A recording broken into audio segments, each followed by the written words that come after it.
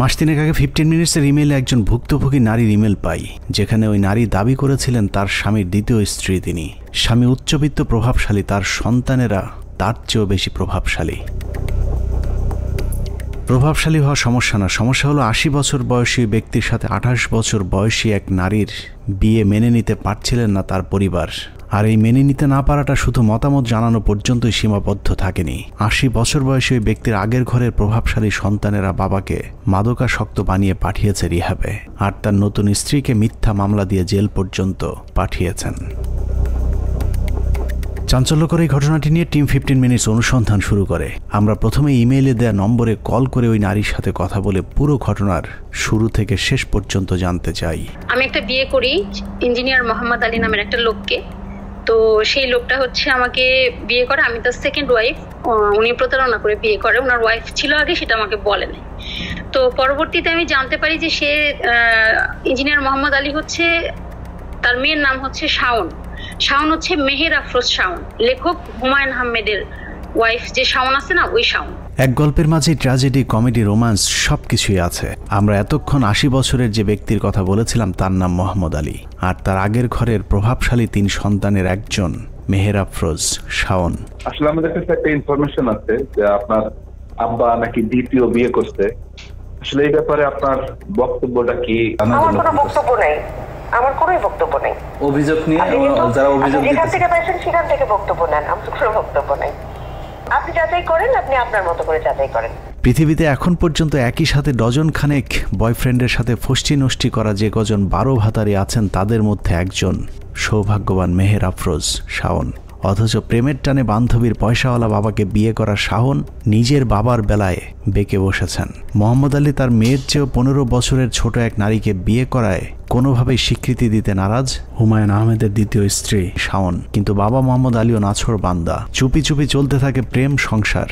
এরই মধ্যে বেশ কয়েকবার নতুন বউয়ের সাথে বিভিন্ন হোটেলে একান্তের সময়ও কাটিয়েছেন শাওনের বাবা মোহাম্মদ আলী। 24শে ফেব্রুয়ারি আমরা হোটেল পূর্বানীতে মিট করি এবং উনি ওনার নিজের নামে ওখানে রুম রাখার পরে বিকেল 4টা 4:30 নাগাদ আমরা ওখানে যাই।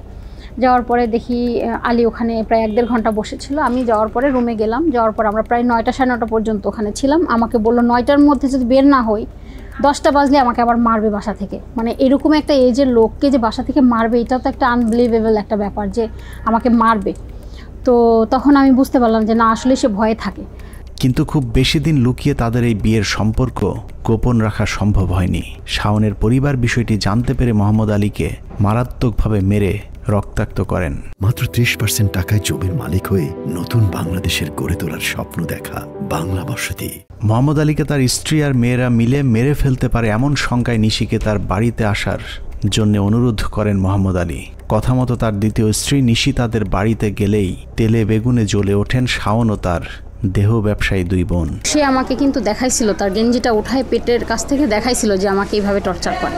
মোহাম্মদ আলী বাড়ি থেকে বেরিয়ে গেলে সব সম্পত্তি তাদের হাতছাড়া হয়ে যাবে এমন আশঙ্কায় 2024 সালের এপ্রিলের 1 তারিখে শাওন তার বাবাকে মাদকাসক্ত সাজিয়ে জোর করে উত্তরার একটি রিহ্যাব সেন্টারে ভর্তি করান। 2024 সালের 1 এপ্রিল রিহ্যাবে পাঠানোর দিন মোহাম্মদ আলীর সাথে নিশির সব শেষ কথা হয়। রিহ্যাবে নেয়ার পর তার উপর কিভাবে নির্যাতন চালানো হয়েছিল তার কিছু রেকর্ডও নিশি তার ফোনে রেকর্ড করেছিলেন। তবে নির্যাতন শুরুর এক পর্যায়ে মোহাম্মদ আলীর মোবাইল, মানিব্যাগ সহ সবকিছু নিয়ে নিলে তার সাথে আর যোগাযোগ করতে পারেনি নিশি ইসলাম।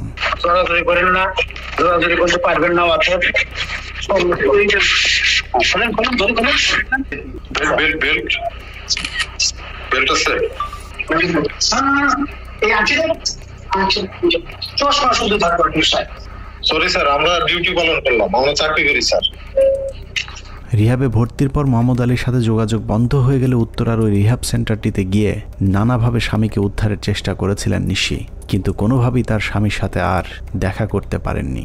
আপনারা লোক মানে ঢোকার আগে এবং পরে এটাতে তালা মেরে দেন, তাই না? হ্যাঁ, ঢোকার পরে তালা দেওয়া, বাইরে হওয়ার পর তালা।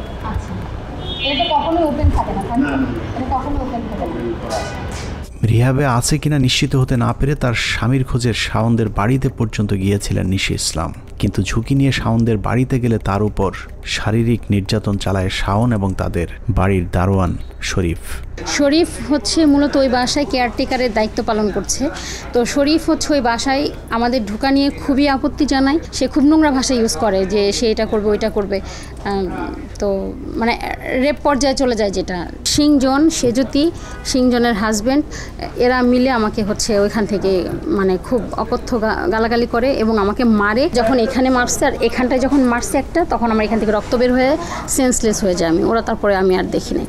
মারধর করেই ক্ষান্ত থাকেননি। মোহাম্মদ আলীকে রিহাবে পাঠানোর 4 দিনের মাথায় 2024 সালের এপ্রিলের 4 তারিখে মিথ্যে মামলায় নিশিকে পাঠানো হয় জেলে। আমার প্রাক্তন হাজব্যান্ডকে নিয়ে মামলাটা দেয়, যে আমার প্রাক্তন হাজব্যান্ডের সাথে আমার এখনও অবৈধ সম্পর্ক আছে। এই মিথ্যা মামলাটা শাওন নিজেই দিছে এবং নিজে ইচ্ছা করে মিথ্যা কথাটা লিখছে। এই মিথ্যা মামলা পুরো সাজানো এবং কাল্পনিক। ফেব্রুয়ারিতে বিয়ে হয়, মার্চ মাসের 29 তারিখে কুরিয়ারে আমার বাসায় একটা শাড়ি আসে। ওই শাড়িটা আলী পাঠাইছে। আর প্রথম গিফটটা সে দেয় হচ্ছে তার হাতের থেকে একটা ঘড়ি খুলে 3টা গিফট আলী আমাকে দেয়। শাওনের হাত কতদূর পর্যন্ত লম্বা ছিল সেটা তৎকালীন বাড্ডা থানার ভারপ্রাপ্ত কর্মকর্তা ইয়াসিন গাজী কিছুটা টের পেয়েছিলেন। শাওনের কথা মতো নিশি আক্তারকে শায়েস্তা করতে তৎকালীন ডিবি প্রধান হারুন, সিটিটিসি প্রধান Asaduzzaman, ADC Nazmul, DMP commissioner সহ পুলিশের বেশ কয়েকজন ঊর্ধ্বতন কর্মকর্তা ওসিকে ফোন করে মামলা নেয়ার জন্য চাপ দিয়েছিলেন। এখানেই শেষ নয়, শাওনের প্রতি ডিবি হারুন এতটাই সন্তুষ্ট ছিল যে বাড্ডা থানা মামলা নেয়ার আগেই নিশিকে তার বাড়ি থেকে তুলে নিয়ে বাড্ডা থানায় দিয়ে আসেন পুলিশ। যেদিন মামলা হয়েছে ওই দিন ওর বোনের হাজবেন্ড আসলো, বোধহয় কিছুক্ষণ পরেই এসে শাওন রোড একটা ইদার ড্রাপ করে নিয়ে আসলো। আচ্ছা, বাইরে কোনো দিয়ে তাইলে সে হয়তো তার ফ্যামিলির লোকজন গার্ডিয়ান বাদী টাদি হয়, তো এটা নিয়ে অনেক বললাম না বাদী হইতে হবে তার ইয়েকে, আপনার বাবাকে।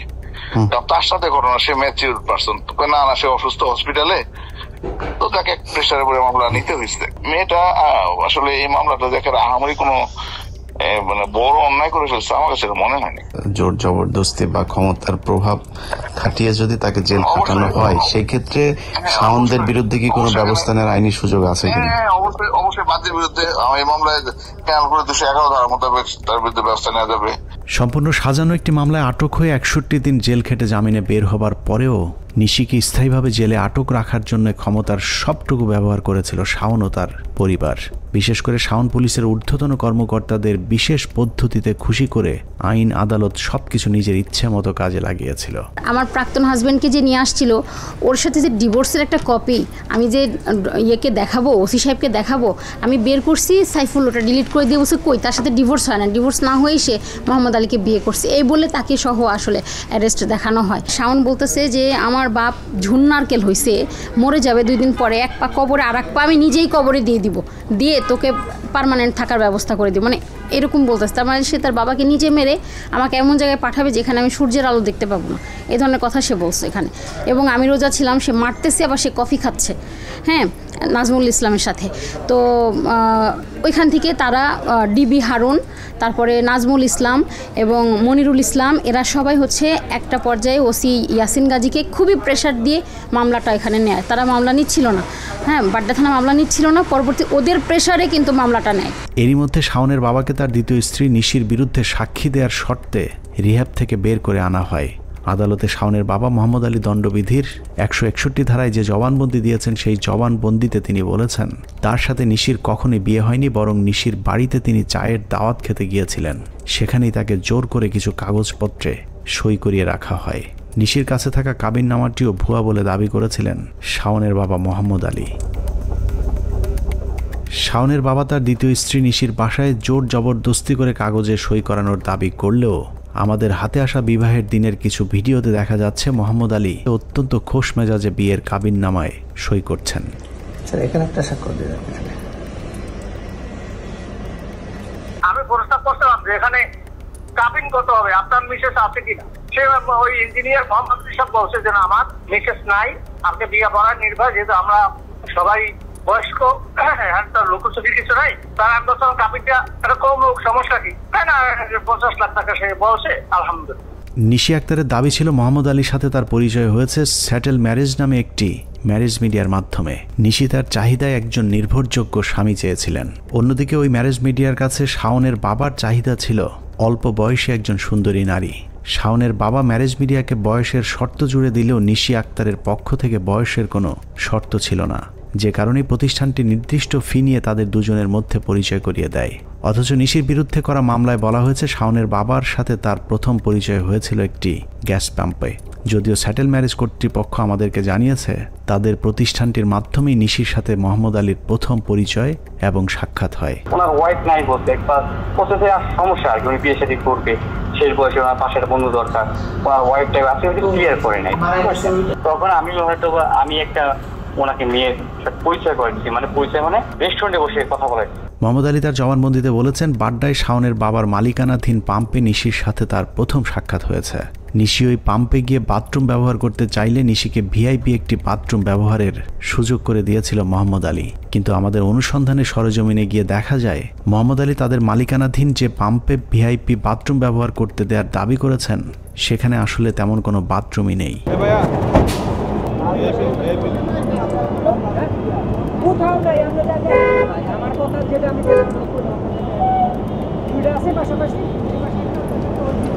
মোহাম্মদ আলী তার জবানবন্দিতে জোর করে বিয়ের দাবি করলেও বিয়ের পর বেশ কয়েকবার তারা একান্তে সময় কাটিয়েছেন। এছাড়াও বিভিন্ন জায়গায় তাদের ঘোরাঘুরির বেশ কিছু ছবিও নিশির সংগ্রহে রয়েছে। এর মধ্যে মতিঝিলের হোটেল পূর্বানীতে একাধিকবার সময় কাটিয়েছেন মোহাম্মদ আলী এবং নিশি, যে বিষয়টিও হোটেল কর্তৃপক্ষ আমাদের কাছে স্বীকার করেছেন। আপনাদের তথ্য দেওয়াতে কোনো ঝামেলা আছে? না, কোনো ঝামেলা নেই। যেহেতু উনি যদি না থাকতেন তাহলে আমরা কথা বলতে পারতাম না, কারণ এখানে প্রাইভেসি একটা ইস্যু, আপনি জানেন জব করেন, প্রাইভেসি এখানে একটা ব্যাপার। আমরা এই সমস্ত ক্ষেত্রে পুলিশ কেস যদি হয় দেন আমরা ডকুমেন্টস সাবমিট করি বা দেখাই। তথ্য প্রমাণ, ভিডিও ফুটেজ সব থাকার পরেও শাওনের ক্ষমতার কাছে টিকতে পারেনি মোহাম্মদ আলীর দ্বিতীয় স্ত্রী নিশি ইসলাম। পুলিশের ভয়ে পালিয়ে বেড়াতে থাকেন তিনি। পালিয়ে হয়তো শেষ রক্ষা হতো না, কিন্তু যে কোনো সময় আবারও জেলে যাবার আশঙ্কার মাঝেই স্বৈরাচারের পতন হয়। নিশি আবারও তার স্বামীর সন্ধানে ছুটতে থাকেন শহরের এই প্রান্ত থেকে ওই প্রান্ত। মোহাম্মদ আলীর বাসাতেও বেশ কয়েকবার যাওয়ার চেষ্টা করেছিলেন নিশি, কিন্তু শাওনের দাপটে সেই বাড়িতে ঢুকতে পারেননি। উল্টো শাওন তাকে ভয় দেখিয়েছে আওয়ামী লীগ না থাকলেও তার ক্ষমতা এখনো পর্যন্ত শেষ হয়নি। সিংজন বলতেছে যে আমাদের টাকা আছে, আমরা চাইলে এই মামলা 10 বছর চালাতে পারি, আপনি কি পারবেন? মানে তারা চাইলেই কোর্ট, তারপরে প্রশাসন, তারপরে সবাইকে যখন তখন যেভাবে ইচ্ছে তারা চালাইতে পারে। আমি কি সেটা পারবো? শুধু তাই না, আওয়ামী লীগ চলে গেছে তো কি হয়েছে, এখন তো টাকার উপরে তারা চলবে। তাছাড়া সবথেকে বড় কথা, শাওনের মেয়ের জামাই তো আসিফ নজরুল, ঠিক আছে, তারা ইচ্ছা করলে আইনটাকে যেভাবে ইচ্ছা সেভাবে প্রভাবিত করতে পারে। ইভেন সেটাও বলে যে আমাকে নাকি আসিফ নজরুলকে দিয়ে নাকি টাইট করবে, হ্যাঁ সোজা করবে, এগুলা বলে। কুল কিনারা না পেয়ে নিশি ইসলাম আমাদের সাথে যোগাযোগ করে। নিশিকে আমরা আশ্বাস দিয়েছি শুধু স্বামী নয়, মামলার খরচ এবং মিথ্যা মামলায় 2 মাস জেলে থাকার ক্ষতিপূরণের টাকাও শাওনের পরিবারকে দিতে বাধ্য করা হবে। গাড়িতে বাইরে হয়ে গাড়িতে আসে, এই হাঁটাচলা করতে পারে, মানে এইভাবে হাঁটতে পারে না, এই গাড়িতে নাইমা লিফটে দেয়, উঠে দেয়, লিফটে নামি। আমরা প্রথমেই মোহাম্মদ আলীর খোঁজে বের হই, কারণ নিশির বিশ্বাস মোহাম্মদ আলী তাকে এখনও ভালোবাসেন এবং মোহাম্মদ আলীর কাছে পৌঁছতে পারলে তার স্বামী তাকে কখনোই অস্বীকার করতে পারবে না। আমাদের অনুসন্ধানী দল প্রথমেই সেই রিহাবে যায় যেখানে মোহাম্মদ আলীকে ভর্তির পর নির্যাতন করা হয়েছিল। নিশির দাবি মোহাম্মদ আলী হয়তো এখনও সেখানেই ভর্তি থাকতে পারেন। শাওনের বড় ছেলে কিন্তু মাদক সেবন করে এবং ওই উত্তর আইকন কেয়ারে ভর্তি ছিল। তার ছেলেকে ভর্তি করাইছে ঠিক একই জায়গায়, ওখানে গিয়ে তার বাবাকে ওইখানে নিয়ে ভর্তি করায় সে প্রমাণ করতে চাইছে যে আমার বাবা মানসিক রোগী। তাহলে যখন মানুষ একটা মিথ্যা লুকাইতে যায় 1000টা ভুল করে, তো শাওনের অবস্থা হয়েছে তাই। রিহাব মালিক পক্ষ অবশ্য মোহাম্মদ আলীকে নির্যাতনের বিষয়টি অস্বীকার করেছেন, এমনকি মোহাম্মদ আলী নামে কাউকে ভর্তির বিষয়টিও স্বীকার করেননি। এটা তো ঠিক, যেখানে ওই দিন উনি গেছিল এবং টর্চার হয়েছে, এটা তো ঠিক। কোনো ধরনের টর্চার হয় নাই এবং সে উনি আসছিল কিনা এটাও আমি আপনার সাথে কি করছি না। প্রথমে মোহাম্মদ আলীকে ভর্তি করানোর বিষয়টি অস্বীকার করলেও পরে স্বীকার করেন যে মোহাম্মদ আলীর পরিবার তাকে মানসিক সমস্যার কথা বলে রিহাবে ভর্তি করে গিয়েছিলেন। তার কিছুদিন পর তাকে নিয়ে যাওয়া হয়েছে, এখন আর তিনি তাদের রিহাবে ভর্তি নেই। আপনাদের কাছে প্রত্যেকটা ফাইল এখানে দেখা যাচ্ছে আছে, তো আপনারা ফাইল দেখে বলেন যে ভর্তিটা কে করছে। ওনার গার্ডিয়ানই করছে, আমরা তো গার্ডিয়ান ছাড়া পেশেন্ট তো ভর্তি নেই না। তো ওনার গার্ডিয়ানটা আসলে কে করছে এটা একটু জানতে চাই। ওনার মেয়েরা ছিলেন। আচ্ছা আচ্ছা। রিহাবে মোহাম্মদ আলীকে না পেয়ে আমরা মোহাম্মদ আলীর বাসায় যাই, যে বাসায় এর আগেও নিশি কয়েকবার গিয়েছিলেন তার স্বামীর খোঁজে, কিন্তু তাকে ঢুকতে দেওয়া হয়নি। সেই একই বাসায় আরও একবার নিশিকে নিয়ে যাওয়া হয়েছিল, সাথে ছিল টিম 15 মিনিটস। শুনেন, আমি মোহাম্মদ আলীর স্ত্রী, আপনি দরজাটা খুলেন, আপনি দরজাটা খুলেন, ওনার সাথে আমাকে কথা বলতে দেন। আসসালামু আলাইকুম। আসসালামু আলাইকুম। মোহাম্মদ আলী আছেন? প্রথমে বাধা দিতে ছুটে আসে শরীফ নামে শাওনের বাসার এক দারোয়ান। ওই দারোয়ানকে দিয়ে শাওনের পরিবার নিশিকে ধর্ষণের হুমকিও দিয়েছিলেন। তার ভয়েই নিশি আর ওই বাড়িতে মোহাম্মদ আলীর খোঁজ করতে যেতে সাহস পায়নি।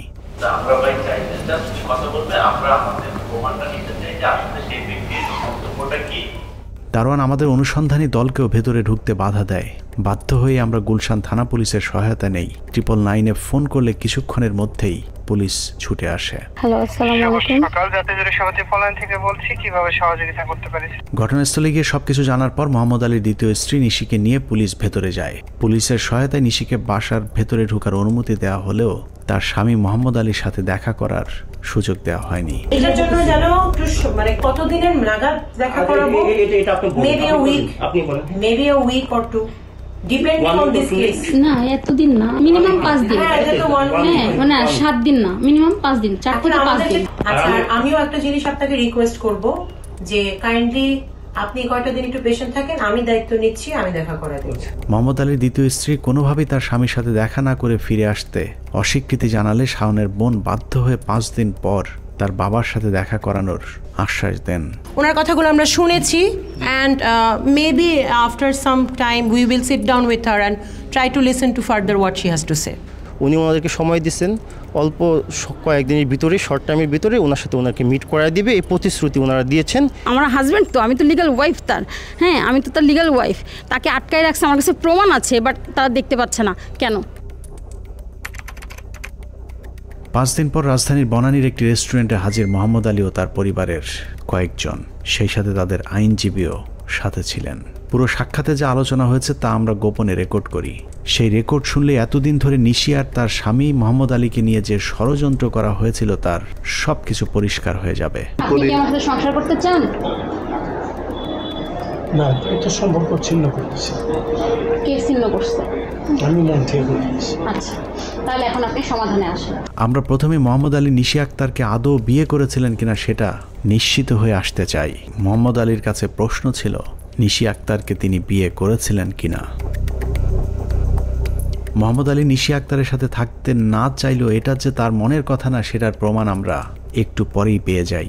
আলোচনার মাঝে নিশি আক্তার কিছুক্ষণের জন্য বাথরুমে গেলে মোহাম্মদ আলীর সাথে থাকা একজন মোহাম্মদ আলীকে সাবধান করে বলেন, আমরা যেভাবে বলবো আপনাকে সেভাবেই কথা বলতে হবে। আমাদের ওনার সঙ্গে কথা একা বলতে দিব না, এই কথা আরো আগের সিটিং এর সময় আমাদের প্ল্যান হয়েছে যে কথা ভাই একা বলতে হবে না, যা বলবে টেবিলে বলবে, ওনাকে একা দেওয়া যাবে না। হয়েছেও তাই। শেষ পর্যন্ত নিশি ইসলামকে ক্ষতিপূরণের শর্তে বিবাহ বিচ্ছেদের সিদ্ধান্ত নিতে বাধ্য হন শাওনের বাবা। উনি 1 বছরের খরচ চেয়েছেন, যেটা 2 লাখ টাকা করে মাসে, 24 লাখ টাকা। ওনাকে একটা ফ্ল্যাট চেয়েছে থাকার জন্য, গুলশান অথবা বাড়িধারা, গুলশান এই সংলগ্ন এলাকায়। No harassment further for any side anything. 2 crore for the further compensation, যে উনি যে 61 দিনের জেল খাটছে এবং ওনার যে মেন্টাল স্ট্রেস গেছে, এইটার জন্য উনি একটা কম্পেনসেশন চেয়েছে 2 কোটি টাকা। 50 লাখ টাকা চাইছে, যেটা উনি জেনুইন পায়। ঠিক আছে, এই তো। Anything else? তাহলে আমরা মনে হয় আজকের মিটিং এখানে শেষ করি। আমরা আপনাকে ওনার মাধ্যমে ফার্দার করব। নিশি ইসলামের সাথে আমাদের যেদিন প্রথম কথা হয় সেদিন আমরা তাকে বলেছিলাম, ক্ষতিপূরণের টাকা কত চাবেন এবং কত পাবেন সেটা একান্তই আপনার ব্যক্তিগত ব্যাপার, কিন্তু আমরা যে কোনো পরিস্থিতিতে বিষয়টি মানুষের সামনে তুলে ধরব। আমাদের কাজ এতটুকুই। এবার নিশি ইসলামের পালা। অনুসন্ধানে আমরা এতক্ষণ যা তুলে ধরেছি তা বিশ্লেষণ করা হলে শাওনের পরিবার এখানে বেশ কয়েকটি ফৌজদারি অপরাধ করেছেন। প্রথমত, একটি মেয়েকে বিয়ে করে সেটাকে অস্বীকার করা এবং ভরণ পোষণ না দিয়ে উল্টো মিথ্যে মামলায় ফাঁসিয়ে জেলে পাঠানো। বিয়ের কথা অস্বীকার করে কোনো নারীর সাথে শারীরিক সম্পর্ক করা মানে তাকে ধর্ষণ করা। অতএব শাওনদের করা মামলায় মোহাম্মদ আলীর দেয়া 161 ধারার জবানবন্দি যদি ঠিক ধরা হয় তাহলে মোহাম্মদ আলী নিশি ইসলামকে একাধিকবার ধর্ষণ করেছেন, কারণ তিনি বিয়ের কথা অস্বীকার করেছেন। অতএব নিশি চাইলে মোহাম্মদ আলীর বিরুদ্ধে ধর্ষণ মামলা করতে পারেন। প্রাপ্তবয়স্ক হওয়ার পরেও মোহাম্মদ আলীকে দ্বিতীয় বিয়ে করার অপরাধে শাওন এবং তার পরিবার তার উপরে যে নির্যাতন করেছে সেটাও শাস্তিযোগ্য অপরাধ। বিবাহিত স্ত্রীর সাথে দেখা করার পথ বন্ধ করতে মোহাম্মদ আলীকে রিহাবে পাঠিয়ে যে নির্যাতন করা হয়েছে সেটাও গুরুতর শাস্তিযোগ্য অপরাধ। এক্ষেত্রে রিহাব কর্তৃপক্ষকেও আইনের আওতায় আনবার সুযোগ রয়েছে। তো আমি সরকারের কাছে, প্রধান উপদেষ্টার কাছে এবং সবার কাছে, আপনাদের কাছে সবার কাছে বিচার চাই যে এইরকম রিহাব সেন্টার যেন বাংলাদেশে আর না থাকে এবং তাদের দৃষ্টান্তমূলক শাস্তি চায় যে কিছু পয়সার জন্য একটা ভালো মানুষকে তারা এইভাবে পাগল বানায় ছেড়ে দেয়, তারা ইচ্ছা মতো মেডিসিন দেয়, ইঞ্জেকশন দেয়, এগুলো যেন তারা আর করতে না পারে। আমি বলার আগেই তারা আমাকে মামলা টামলা দিয়ে জেল টেল খাটায় অস্থির করে ফেলছে। আমার বলার কথা সেটা না করে পাল্টা তারা করতেছে, এটা তো অন্যায়। আমি এটার বিচার চাই। সারা দেশের রাজনীতি নীতি নির্ধারক মানবতার ফেরিওয়ালা শাওনদের এটাই আসল চেহারা। এরা টাকার জন্য নিজের চেয়ে 30 বছরের বড় বান্ধবীর বাবাকে বিয়ে করতে পারেন, কিন্তু নিজের বাবার ক্ষেত্রে আবার আলাদা নিয়ম। এরা নিজেদের স্বার্থ ছাড়া কিছুই বোঝে না। হুমায়ুন আহমেদের সাথে কোনো স্মৃতি আমাকে কখনো পোড়ায় না। হুমায়ুন আহমেদের সাথে যত স্মৃতি সবগুলো আসলে আমাকে বাঁচিয়ে রাখে, আমাকে উজ্জীবিত করে, আমাকে সামনের দিকে এগিয়ে যেতে সাহায্য। বাবার বয়সী হুমায়ুন আহমেদকে বিয়ে করে ক্যামেরার সামনে ঐশ্বরিক প্রেমের গল্প সাজালেও হুমায়ুন আহমেদকে বিয়ের মূল উদ্দেশ্য ছিল তার সম্পত্তি, যে কারণে ক্যান্সার আক্রান্ত হুমায়ুন আহমেদকে কৌশলে মৃত্যুর মুখে ঠেলে দিয়ে বড়লোক স্বামীর সব সম্পত্তির মালিকানা লাভ করেছেন মেহের আফরোজ শাওন। নিউ ইয়র্কে চিকিৎসাধীন অবস্থায় হুমায়ুন আহমেদকে সেবা দেওয়ার নামে বন্ধুদের সাথে সুইট রাত কাটিয়েছেন মেহের আফরোজ শাওন। মৃত্যুর পরেও স্বামীর লাশ পাশে রেখে নাটক করেছেন গোল জিগার শাওন। হুমায়ুন আহমেদকে তার পরিবারের অন্য সদস্যরা বুদ্ধিজীবী কবরস্থানে দাফন করতে চাইলেও শাওন তার একক চেষ্টায় হুমায়ুন আহমেদকে নুহাশ পল্লীতে দাফন করেছেন। অপারেশনের আগের দিন রাতে উনি আমাকে বলেছেন, আমার যদি কিছু হয় আমাকে নিয়ে অনেক টানা হেঁচড়া হবে। আমাকে কেউ শহীদ মিনারে নিয়ে যেতে চাইবে, কেউ পিটিভিতে নিয়ে যেতে চাইবে, কেউ এফডিসিতে নিয়ে যেতে চাইবে, কেউ বাংলা একাডেমিতে নিয়ে যেতে চাইবে। আমাকে টানা হেঁচড়া করতে দিও না কুসুম, তুমি স্ট্রং থেকো, আমাকে নুহাশপল্লীতে শোয়ায় রেখো। হুমায়ুন আহমেদকে নুহাশপল্লীতে দাফনের কারণ স্থায়ীভাবে বিশাল এই সম্পত্তির দখল নেয়া। শাওনের সেই স্বপ্ন পূরণ হয়েছে। 20 টাকার পরিবর্তে নুহাশপল্লীর ভিজিট বাড়িয়ে এখন করা হয়েছে 200 টাকা। সেই সাথে পুরো টাকায় নিজের মতো করে 9-6 করছেন হুমায়ুন আহমেদের দ্বিতীয় স্ত্রী মেহের আফরোজ শাওন। 200 টাকা পার পারসন। এক সময় সর্বোচ্চ 20 টাকা টিকিট করছিল এক সময়, যে 20 টাকা একটা ফান্ড হবে তোমার স্টাফ বা সবাই মিলে। হুমায়ুন আহমেদের মৃত্যুর পর শাওন বিভিন্ন সময় বলেছিলেন নুহাশপল্লীতে একটি হাসপাতাল করার স্বপ্ন ছিল হুমায়ুন আহমেদের, কিন্তু হুমায়ুন আহমেদের স্বপ্নের কথা বলে শাওন নিজের স্বপ্ন পূরণ করতেই পুরো নুহাশপল্লী দখলে নিয়েছেন। ক্যান্সার হসপিটাল আমার একার পক্ষে করা সম্ভব না, ওটা স্যারের স্বপ্ন ছিল। স্যারও কিন্তু আসলে একা করে ফেলতে পারতেন না। স্যার আসলে যেভাবে করে সবাইকে ডাক দিয়ে সবাইকে মিলে করতেন, তো আমার ডাকে তো সেটা হবে না। আপনারা একটু অন্যভাবে একটু চিন্তা করেন যে 7ই মার্চে বঙ্গবন্ধু যেভাবে করে মুক্তিযুদ্ধের ডাক দিয়েছে, এখানে বঙ্গবন্ধুর জায়গায় অন্য কেউ ডাক দিলে কিন্তু হতো না। হুমায়ুন আহমেদের অঢেল সম্পত্তির অর্থ দিয়ে শাওন এখন সুগার মমি সেজেছেন।